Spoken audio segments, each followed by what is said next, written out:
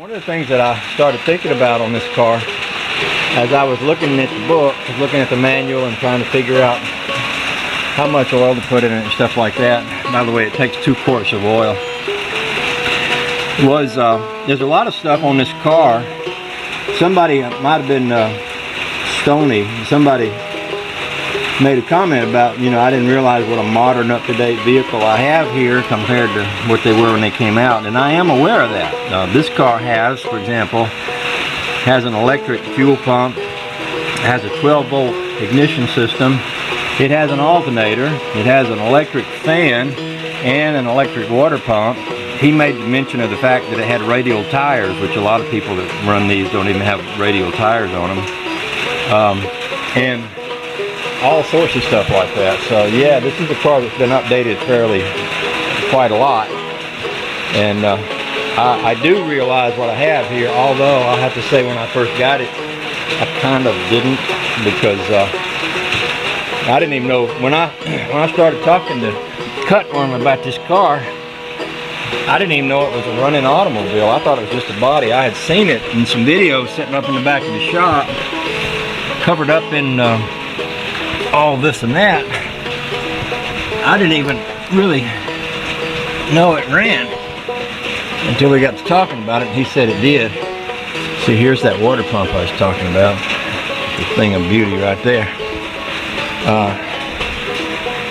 So yeah, there was a lot I didn't know about this car. Oh, and the other thing, when I put oil in here that time before, I put way too much oil in it. It holds 2 quarts, and it had been blowing oil out. Doing that because I put too much in it. This is how much I got out of it. That's way more than 2 quarts. That's more like 3 anyway. I think that's a gallon bucket there, so yeah. So anyway, one of the things I got to thinking about on this is the oil filter. Like, okay, where's the oil filter?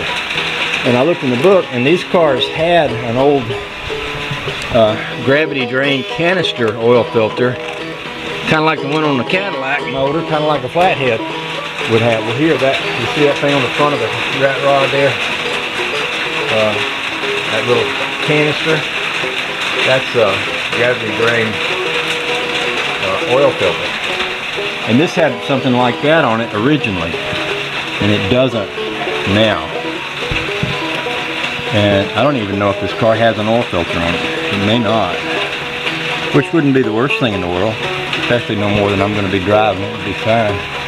And if I wanted to put one on there, I have that old canister style toilet paper oil filter that I took off the Ford. I could put on here, but no more than I'm going to be driving, and I probably could get by without one if there's not one. And I don't see anywhere where there's a screw-on filter here anywhere or anything like that, so I'm guessing it just might not have one.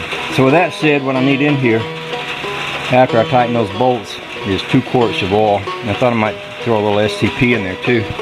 And I do want to put my new dipstick in. The old dipstick that came out is missing. There's supposed to be a little thing here that stops the dipstick from falling to the bottom of the pan, and it doesn't have that. There's one in this other motor out here. In fact, it's raining really hard. Remind me to do that later, but there's one in the other car out there that does have that, and I want to put the other dipstick in this one. But for now I'll leave that way. So the first thing I'm going to do is just go in there and tighten all the oil pan bolts. And we'll do that, and then we'll talk some more.